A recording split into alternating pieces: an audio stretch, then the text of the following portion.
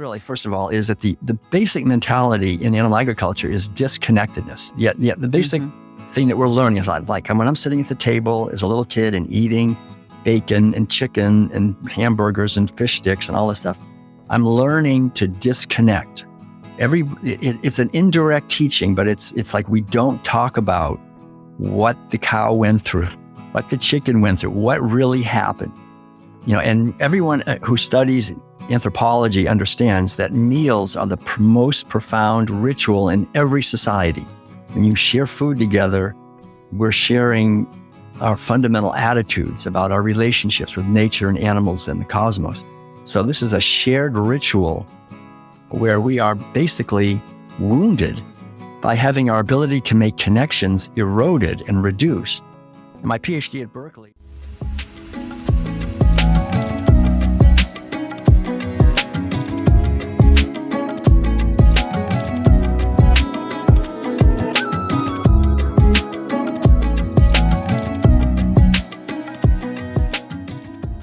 Welcome to the Spiritual Forum, everyone. I'm so glad you're here, and I'm so excited about today's guest.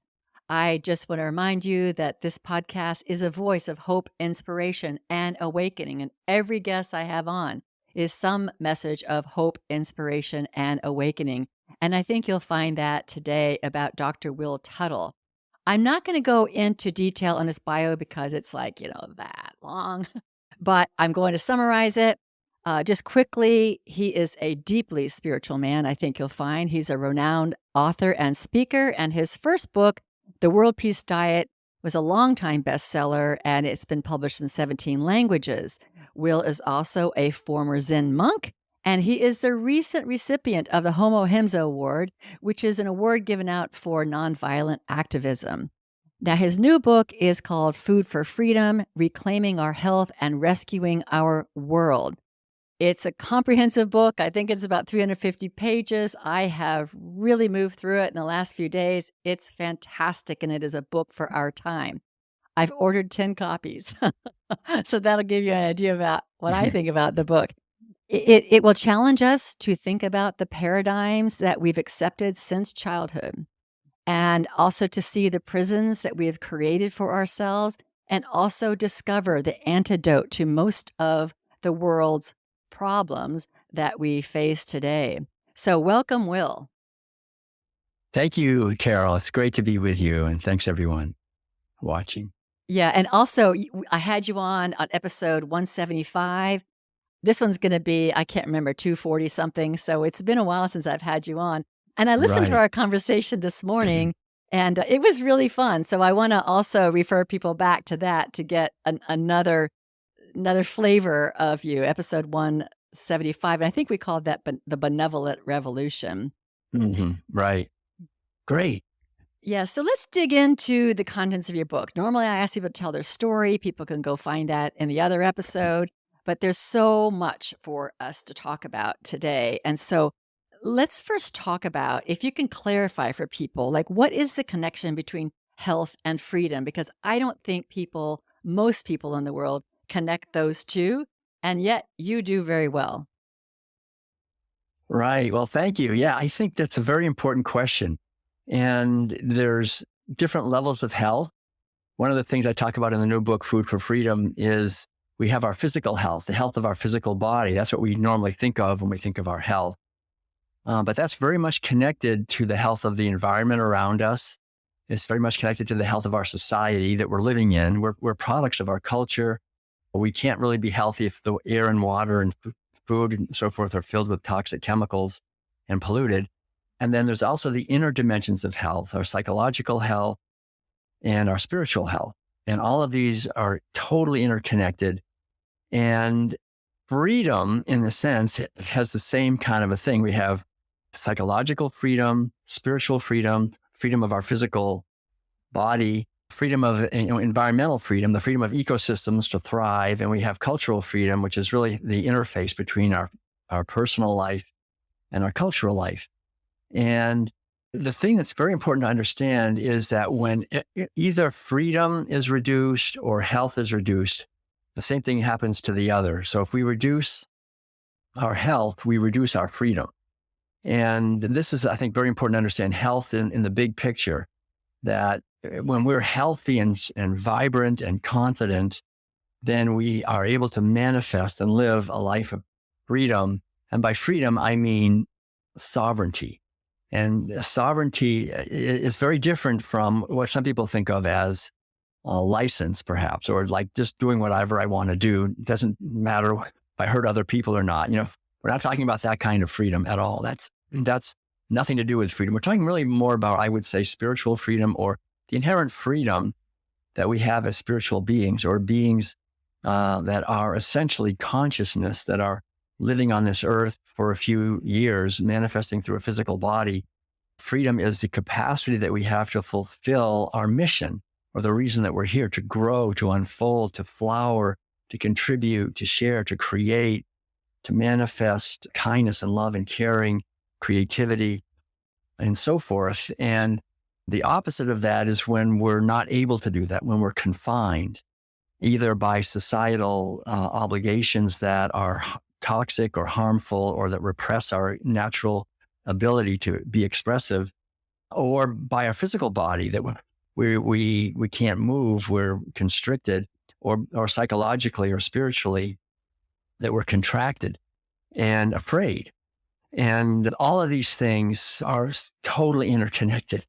And the thing that we have to understand, really, at the heart of everything, is that, and I think we all know this in our bones, there are forces at play that we're born into in our society that profit from reducing our health and profit from reducing our freedom.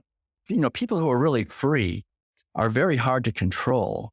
It's very difficult to get them to do what you want them to do because they're connected to their inner guidance system. That's one of the things that I think is so beautiful to remember as part of spirituality, that each one of us has our own intuitive guidance system to guide us to live our unique life, that we're not all here to copy each other and everybody do the same thing, that each one of us can inspire each other when we live our own unique life. So that's freedom.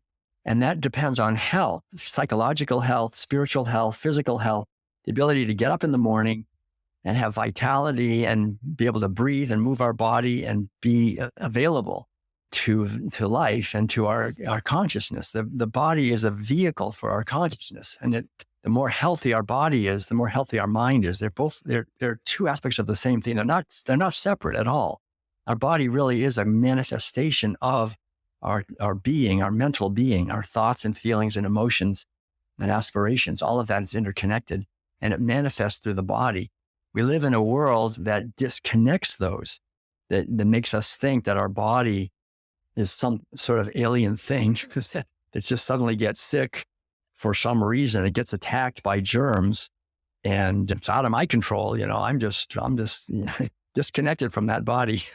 That's what we're taught. So the whole idea is to realize that these forces that profit from that idea that we're just a body, we're just this thing, and our mind is separate from that. And so when we get sick, we need to go and get drugs, and we need to have procedures, and we need to spend a lot of money and go to experts, outside authorities. They know much better than I do about my own body. They know much more than I do. I don't know myself, but they do. This complete giving away of our responsibility, really, and becoming a victim, of everything, that reduces our health. If we put our health in the hands of people who get wealthy, if we're not healthy, then we're putting ourselves in a position where our health is going to deteriorate very quickly, because the more sick we are, the less healthy we are, the more money they make, right? And the same thing is true with our freedom.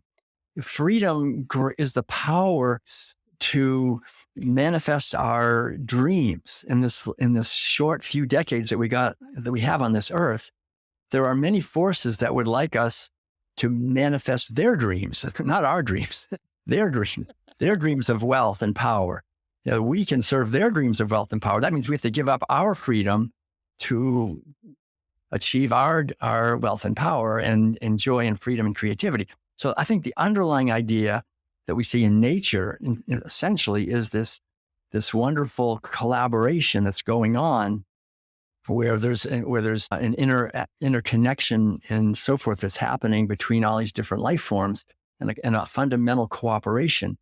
And what we see in the human world is something quite different in many ways. It's a repression and an artificial domination and exploitation of the weak by the strong in a systematic way.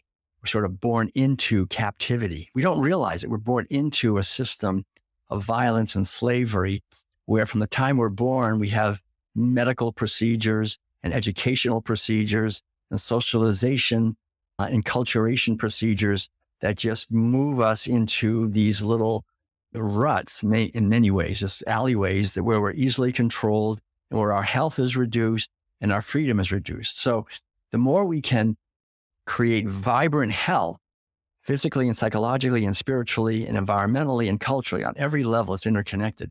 The more we will create more freedom to express and explore and enjoy and savor and contribute. I think that's really what it comes down to. So we're talking about, I think, really questioning a lot of the official narratives in our society that we take for granted because we see that they reduce our freedom and our health, and to try to create a more positive feeling about humanity. I think that's part of it. I'll just say a brief thing about that, just because, I think we're taught that this idea of free human beings is terrifying. It's anarchy, and everybody just doing whatever the heck they want. Okay, we have this underlying idea that we're basically selfish and nasty and mean, and everybody, if you just let people be how they would be, then you would have a horrible kind of chaotic situation. So we have to have a force that's dominating everybody else, and laws and rules and so forth that we have to follow. And I think really that is a manifestation of animal agriculture. I mean, where I'm going with the book Food for Freedom is that animal agriculture, this underlying system that pervades our entire society of imprisoning and exploiting animals for food, that the mentality of that creates all of these manifestations. It reduces the freedom of animals. It reduces our freedom. It reduces the health of the animal. It reduces our health. And it reduces this sense that we have of living in a benevolent universe where each one of us, as we thrive and grow and cooperate, we naturally help other people do the same thing. And that we have this natural empathy, a natural kindness and compassion and caring for each other. And that really becomes stronger the more healthy we are and the more free we are. We actually have that feeling more strongly. So that's a fantastic opening question, because it really gets into the bigger picture of our society and our food, because the name of the book is Food for Freedom. And I've already kind of given it away, but the idea is that by imprisoning animals and reducing their freedom and having them be born into captivity, see, that's the thing. They're born into slavery. We do that to them. We actually force them to be born into slavery. We have to think about that. I mean, really, is that, what is it? Because, all the great spiritual teachers in unity and in all traditions have emphasized whatever you sow, you're going to reap. And I think that's really the key thing we have to contemplate. Yeah, I need you to, I need you to pause for a minute because there's so much in there. Right. That's like your thesis, and it's really, really big. Mm. I think so many things are going on here. It's like, what do we believe? I really like what you said about there's something kind of faulty about what we believe about ourselves as humans. That we we think we need to be controlled because if we're not, we're going to be bad. And that is such indoctrination. That's such indoctrination. I remember when I was at the Parliament of World Religions, I had a long conversation from a fellow vegan, and had been involved in the British government, and he thought I was talking about crazy anarchy. Because I'm kind of like, we need to redo all these systems because we don't need it when we are our divine self. It's like when we can rise up to who we are, we know who we are. We behave in accordance with the golden rule, which I want to get to in just a second. The other thing is people just cannot believe. I think this is kind of like the hijacking of innocence or good nature. They can't believe that there are forces out there that are mean to us, that there are forces out there that benefit from us being sick. Like that's not possible. And there's a kind of a weird disconnect that people have about who we are, our nature, and also that there can't be a they out there because nobody would be that crazy. That's it's a really weird dichotomy there. People need to be controlled, but people who are controlling us couldn't possibly have bad intentions. So it's a strange thing that we humans are living in the middle of. Don't you think? Right. That is very interesting. That's a very perceptive irony there, that we think of ourselves as probably needing to be controlled because we have all these possibly bad things, but then the people who are controlling us, they must be good. They must be good. It's kind of like children are like that. We're always saying to children, don't do this, don't do this, don't do this. So the kids always think, oh, I'm a bad person, I'm doing it. And we think, well, our parents, they must be good. So we're like, even when we're in our 80s, we still are like little kids. We're thinking that authorities, they must really be benevolent and so wise. And they know it. They have PhDs, or they went away they have their training and that whole idea. And I think that we really need to see through that clearly, that the systems, unfortunately, the systems that are in place bring out the worst in people, basically, because we live in a system that rewards, unfortunately, self-centered behavior in terms of being able to accumulate more power and domination, exploitation, of other people and of the narratives. That's really the key, is the narrative, what people are thinking. And so those who control the narratives typically at this point have the most money, and money translates directly into power very easily. I mean, money translates into power through narrative control. With money, you can buy media and control the media. And you can buy governmental agencies, you can buy politicians, you can buy educational establishments, you can buy religion, you can buy everything. And so it doesn't take long as the system has unfolded. I go through this kind of historically. After a few thousand years, a small percentage of people control the narratives and the wealth and the institutions, and they control it for their own advantage. But they also do it in a way that makes us think that we have some kind of control too. Like we can vote, or we can do a little something. We can travel a little bit. We can travel a little bit. Yeah, right. We can get, we can make some money, and we can, we have some freedom. I think, there's truth to that. But we have to realize that there's a very tenuous balance between these things. And the freedom that we do have is really precious. We have to, once it's lost, it's not easy to get it back. That's why the last 4 or 5 years have been very dangerous, because we've given up a lot of hard fought freedoms of the press and of assembly and of speech and many other bodily autonomy and so forth. And fear is being used in order to do that.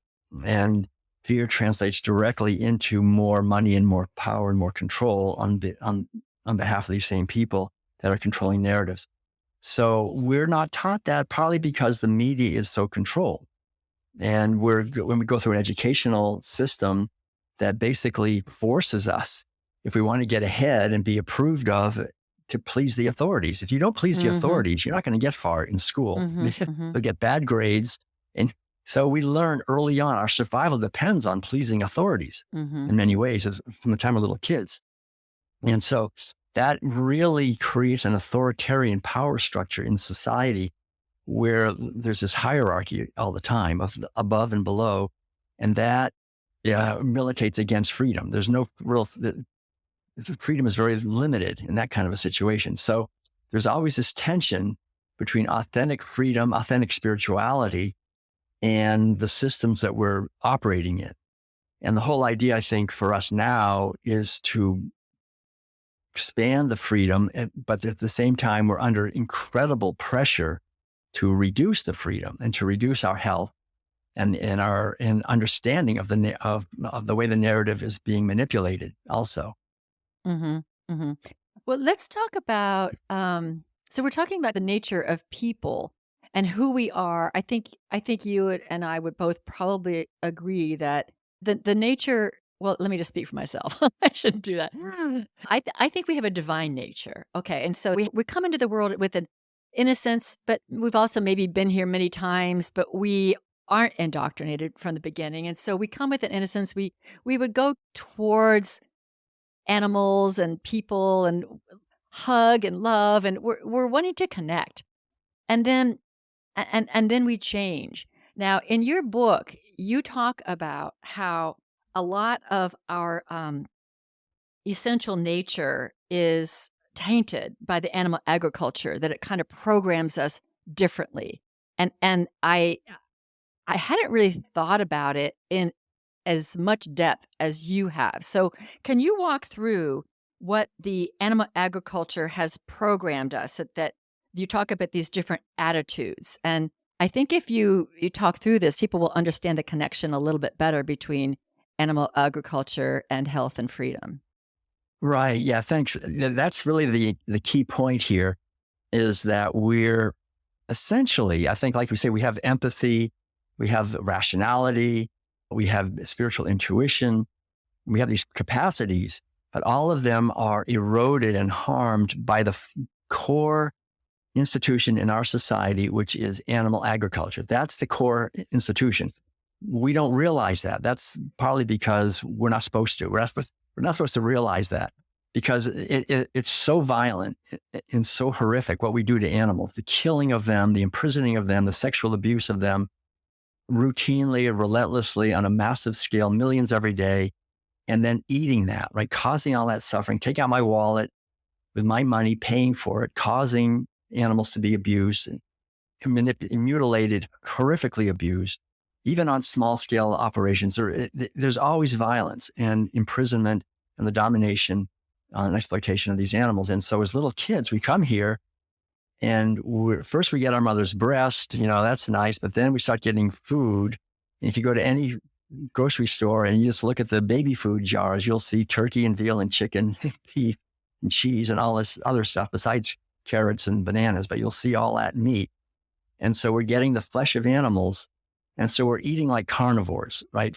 And we're eating terror and fear and pain and despair and anxiety. And we're actually causing it in the sense that we are the ones that are consuming that. And it's for us. And so this is it. This is far more important than people realize. We tend to think, oh, it's no big deal. We just need to get the protein, We have to realize that, first of all, I've been a vegan for 44 years and there's millions of people like me and we're thriving. So we don't need to do this. We absolutely don't. I'm in my 70s now, and I think it's essential to realize that it's unnecessary to be killing and abusing all these animals.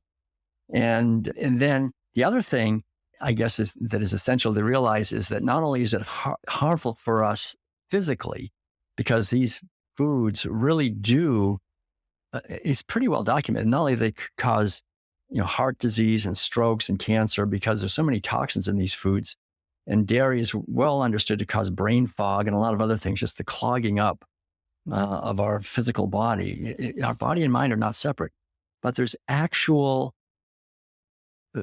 attitudes and mentalities that are required of us in order to live in a world where we're eating animal foods. And so I'll just give a couple of those just briefly. It's a very involved study, but it's really liberating. I think like the underlying idea, really, first of all, is that the basic mentality in animal agriculture is disconnectedness. Yet the basic thing that we're learning is like when I'm sitting at the table as a little kid and eating bacon and chicken and hamburgers and fish sticks and all this stuff, I'm learning to disconnect.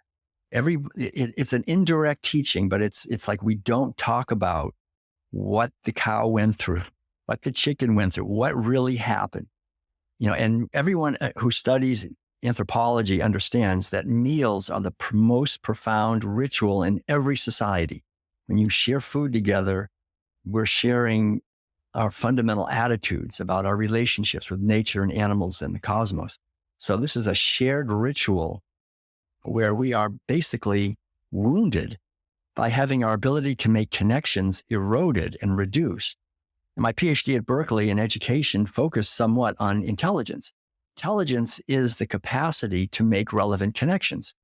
So we're raised in a society where the main ritual we're engaging in 3 times a day, typically, is reducing our ability to make connections. It's reducing our intelligence, our cognitive intelligence, our emotional intelligence. We don't care about cows and pigs and chickens. We care about dogs and cats, but we don't care about them. Our spiritual intelligence. And the thing is, if you want to have people who are easily controlled, what's the main thing you want to do? You want to reduce their intelligence, reduce their capacity to make connections and figure things out. So they just kind of go along with whatever they're told to do.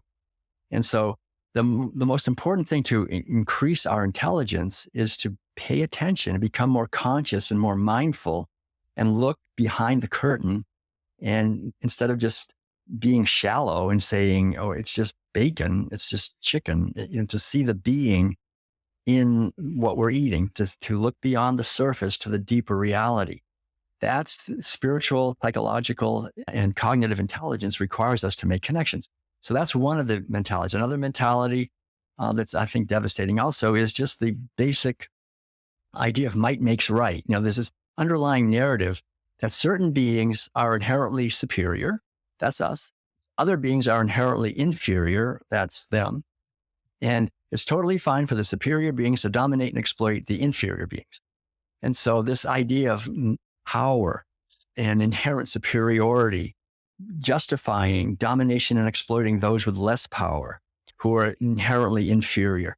We've been working for thousands of years to create more justice and equality in our society. We're farther away than ever in many ways. The top 1% of people in wealth now have twice as much wealth as the other 99%. I mean, it's skewing ever more radically all the time. Injustice is increasing because we're eating injustice. We're eating inequality. We're eating the very thing and causing it and embodying it. What we eat, we embody. I mean, it becomes literally the vehicle of our consciousness. Food is really powerful. It's the most powerful connection we have with nature and with our society is eating. It becomes the being that we identify with. So we have to see that these attitudes, the attitude of the domination of the sacred feminine is another very important one, because animal agriculture is not just, humans dominating animals. It's more accurately, it's men dominating female animals. I mean, the core of animal agriculture is really the sexual abuse of animals. There's 3 main things in animal agriculture. There's the killing of them, there's the imprisoning of them. That's what we think of. But you couldn't have either one of them without having them be born into slavery. So they have to be impregnated against their will on what the industry refers to as a rape rack. And then as soon as they give birth to their baby, they think it's their baby. It's never their baby. I own you. I own your baby. I'm going to steal your baby and kill your baby. And I'm going to impregnate you again against your will and steal your baby again. So we're talking about really hideous sexual violence on a massive scale that we are causing relentlessly, and we're eating and we're feeding to our children. And that kind of sexual violence against the sacred feminine, the power to bring forth new life, to nurture that life, to care. That's the foundation of everything. You don't have a healthy child if that child doesn't have the maternal love and caring.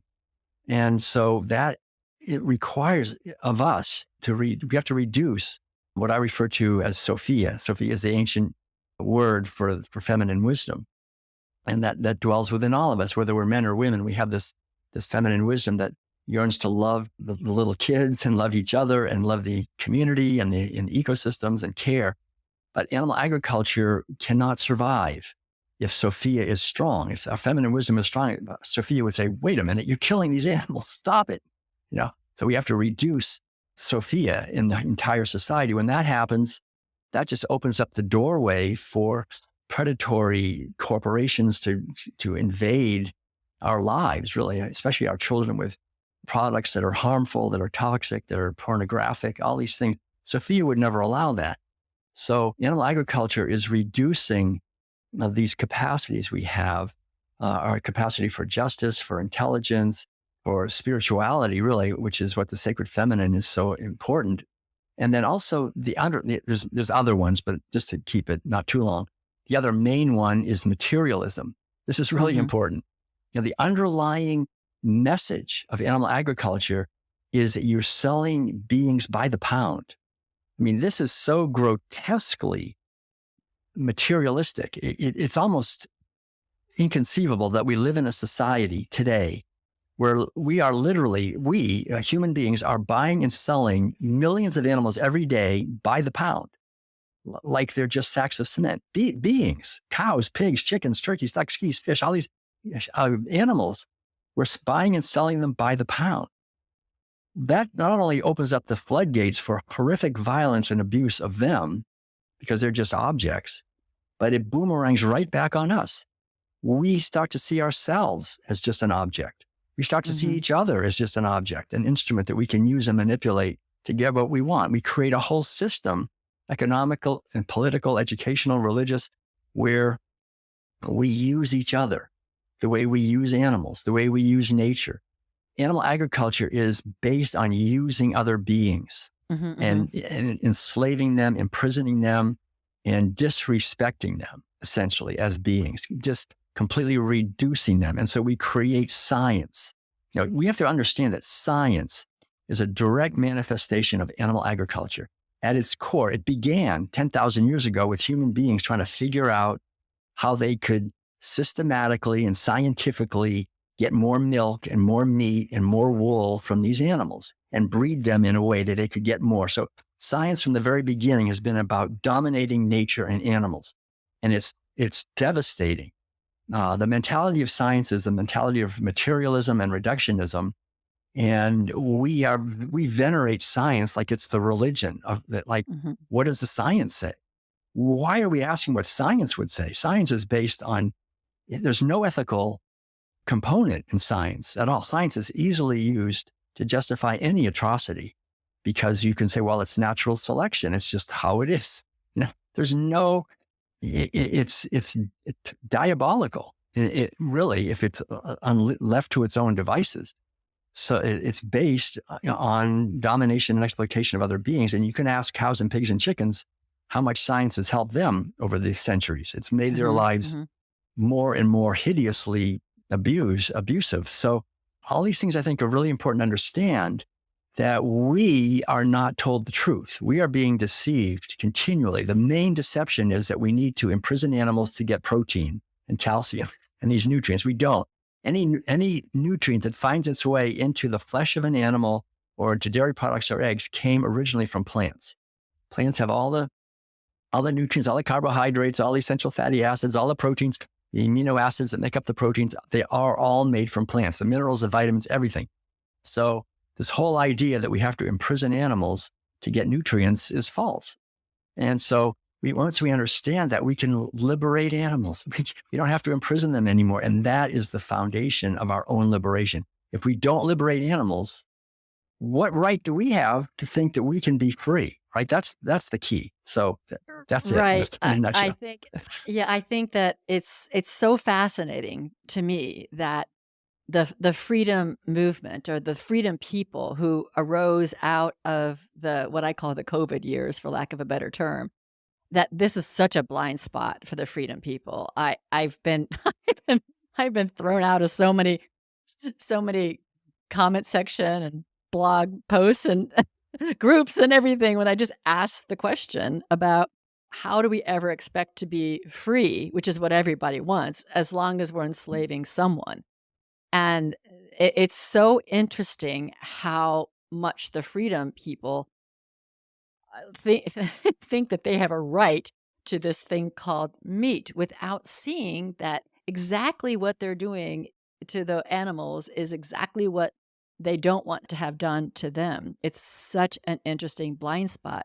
And as you go through these attitudes, I mean, to me, a lot is also about the purpose, the idea that we're trained to believe that there are beings, whether they're animals, nature, or people, that are here for me to do what I want. Their purpose is to satisfy me, versus that they have their own purpose. To me, that underlying idea is what's under all exploitation, all slavery, all child trafficking, all everything, domination, everything. That you are here for me. And we see this very clearly when we look at like the fiefdoms and the kings and the people out, the peasants out in the field, and how they did that back then. That was all wrong, and we don't see it now so clearly that we now feel, I've talked to so many people who've risen from like poverty, and now it's like, now I've got my meat. like I've made it. And it's like, wow, you've gone from quote slavery to being a slaver. Well, that's it. That's exactly right. The thing is, like, we're raised to see cows and pigs and chickens as mere food objects, that their purpose is to give us nutrition. And so we reduce them, like you say, we steal their purposes, and we see them merely as livestock or as just objects that we can buy and sell. And then we have to understand that as we sow, so shall we reap. This is the key thing in everything, that whatever you put out, it's going to come back. Because these are beings that in their consciousness, they do have a totally different purpose. I mean, for millions of years, they celebrated their lives in nature freely without human interference. And we violently took them from the jungles of Southeast Asia or from the steppes of Central Asia or whatever, and we put them into prisons. And we just decreed that their purpose is now to just be enslaved for us. And we fail to see that when we do that, it always boomerangs. And we have people, I'm sure of it, who look at the mass of humanity the same way we look at cows and pigs and chicken, as livestock. That we're, that we, the plutocrats that really are making the decisions about how we're living our lives, and decide that everyone has to have a forced medication or whatever. This is the same way we say, all these cows have to have a forced medication. It's for their own good. Well, now we got to cull the herd. All right, we got to cull the herd. There's too many of them. All right, got to get rid of them. We feel totally good about that. We're doing it. It's good for them. It's good for us. It's good for everybody. That's what's good for them is good for us. And so we have to understand that especially like you say, people in the so-called freedom movement, what right do I have to have freedom if I'm stealing it from other being whose freedom is to them as important to them as my freedom is to me? It's like the same thing. We don't seem to make that connection, but I think people hopefully will begin to make that connection. And that's really the reason I wrote this book, really was to try to bring these two movements together. The movement for the liberation of animals and the movement for human freedom. They really are two spiritual foundational movement based on the truth of the interconnectedness of all life and of the benefit that we all have when we each live our lives without exploiting each other. And hopefully, because I realize no one has written this book. I mean, what's going on here? We have this is like the most big obvious thing. Yeah, I think that's why I bought 10 copies. It's an important book. Another thing that really occurs, or what happens for me as I listen to you and as I go through your book, is this deception really, we should all be really mourning how we've been deceived. I mean, not just going, we've been deceived, but like our nature's been stolen from us. It makes me really, really deeply sad when I think about, us coming onto the planet as just energetic, vibrant beings that are just all about love and connection and, what can I create here? And it was stolen from us. And I know that's a strange thing for a unity minister to say, because I know unity is all about, creating your own life. And it is true. We can create our own life. But we're starting off like way, way back when it's almost like our innocence, but also just our wisdom is clouded, is taken from us and replaced with something else. And then we buy into it and we're a cog in the machine. And it's really something that rather than sit there and go, well, I want my meat or whatever it is, that we need to pause and look at how this is trauma. This is a trauma that happened to us. that first spoonful of baby food that was ham and peas, or that first, hunting trip, or whatever. All of these is trauma pulling us away from who we are as divine God Hmm. centered beings. And what we do though, what we do with trauma is we skip over it. And we just move on, and what can I do? How can I be happy? What can I accumulate? And I really think that I hope what your book does is provide a pause for people to just sit in the horror of what these attitudes have inflicted upon us and changed us into those beings that we were talked about earlier, where you can't trust humanity because they're going to, without without control, they're going to run rampant. That was taught to us. That was taught to us. And it did start with those first moments of trauma. And so what I'm hoping is that we also just kind of awaken to that and really sit with it and feel it. And then rather than hold on to it, all this crap that we've been taught, that we go, you know what? No, I'm somebody else. Yeah, I'm so glad you said that. That's really the key in everything, is to see that we have been wounded. Everyone's been wounded. And when someone's been wounded and they're acting out in violent ways, I mean, we want to punish them usually, or at least get them to stop. But to have understanding, we've been wounded by being born and raised in an animal agriculture focused society. I call it a herderism. Herderism is the foundational practice and attitude of our society, and it's traumatic. You're exactly right, and you're exactly right when you say, I really agree that with trauma, we don't want to go back there. We don't want to think about it. We just want to cover it over. Don't talk about it. Let's talk about something else. Let's just move on. And we need to really look at the trauma that we are inflicting on animals and that has been inflicted on us as little children, and continuing all the way up to be eating misery and terror and fear and pain and despair and all kinds of toxins that go with that, heavy metals and PCBs and all, dioxin and all kinds of other stuff, but also just what it's done to our physical body and to our mental body and our spiritual body. And know that we can purify. That's the thing. We can purify. That the natural tendency of nature is to clean things up, right? You have water that's been polluted, but if you stop polluting it, it will cleanse. It will. There are beneficial bacteria that will eat up all those things, and everything will cleanse. I mean, there's systems in place that want to cleanse, and our natural tendency as spiritual beings is to purify and cleanse. But we need to be proactive.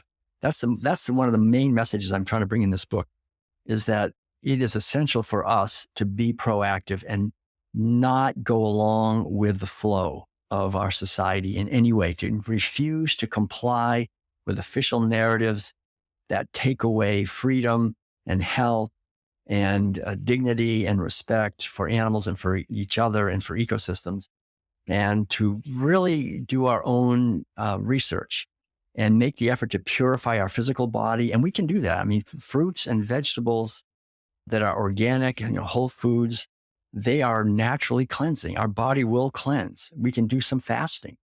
We can, just drink vegetable juices and water, and our body will jump at the opportunity to cleanse. It loves to do that. As soon as you give it the opportunity, it will cleanse. There's actually a companion book that was going to be included with this book. This book was going to be about 550 pages. And I saw part three. Part three is now a separate book that will be coming out within a couple of months, called The World Peace Way, which is just all the positive things we can do to cleanse and purify and have radiant health on every level. Because I think that's an important part. This book is laying out the whole situation, but there's this other book that's already been written that will be coming out soon. Because that's the good news. We can purify our consciousness, our body, our relationships. And just because we spent 20 or 30 or 40 or 50 years paying for and killing animals and eating them, doesn't mean we can't just stop right now and transition to another way of living and being that's more in harmony with our true nature and with animals. And we will find just a lightness and a joy and a freedom coming into our being. the whole microbiome, which is the community of bacteria that live down here in our gut that digest our food, they'll be much happier. And when they're happier, it's now understood that there's a direct connection between the microbiome to the vagus nerve, to the centers in our brain that produce dopamine and other hormones that really create a feeling of happiness and joy and so forth, that the happier they are, the happier we will be. Our happiness is really our responsibility, and our happiness is interconnected with how we're treating others. So the more we're benevolent and beneficial and kind and caring and do the best we can to radiate into the infinite web of relations, thoughts and words and deeds that are kind and loving, the more it comes back.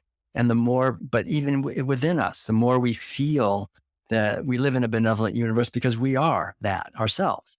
And so the critical thing is we need to stop eating animal foods, period. I mean, there's no like excuse, really. I mean, this is something, if we don't think we can do it, you have to figure it out. Because, I remember people say, well, I have a certain condition or whatever, some kind of excuse that they have. And it reminds me a little bit of in the 1860s when people were saying, we need to stop slavery. And people said, no, we need slavery. I mean, we cannot grow cotton without slavery. You got to do it. You don't understand. You cannot do it without slavery. And it's like, well, no, you can. You just have to figure it out. And it's like, ethically, we don't have to eat animals. This universe was not created by some diabolical demon that wants everybody to be killing and stabbing and murdering each other. That's not our true nature. And there's, like I say, myself and millions of people are thriving. I have not paid $1 into a drugstore in 45 years since I've been a vegan. And Madeleine's the same way. And we don't have to be thinking that we're going to be unhealthy if we're being kind and loving to animals. But we have to be proactive, and we have to also understand exercise and understand nutrition and understand the benefits of sun and understand spiritual awareness and spiritual healing. I think is really important to understand the principles of spiritual healing. And there's a lot to understand, but we can be proactive and make an effort and learn. And it's not just learning. I think most of it is unlearning. We need to really proactively unlearn. Most of what we think is true is not true at all.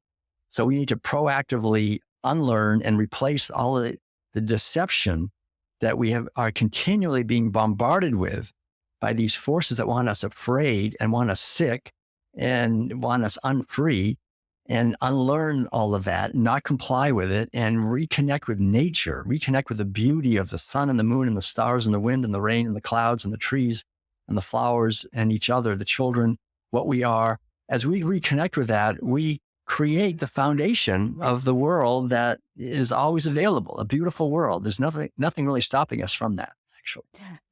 I think we should wrap up here right now, Will. I think we've really encapsulated a lot. What I'd like to do is go into another 45 minutes or hour with you to go kind of delve a little bit more into the deceptions and also the awakening process, because I want to get people to see all that as well. I think we've laid the groundwork for that. And if it's okay with you, that we'll record a second part. Does that sound good? Yeah, sounds great. Okay. Yeah, I think we've wrapped this one up really well. And one of the things I want to come back to is I started by saying this podcast is a message of hope, inspiration, and awakening. This is definitely about awakening. And at the end of all this is great hope as we restore ourselves and restore this planet and restore who we are made to be. That's the spiritual path. And this is a key part that people are just resistant to this. So, right. Yeah. Okay. We'll be back in another hour. Thanks a lot for joining us. Thank you. Thanks.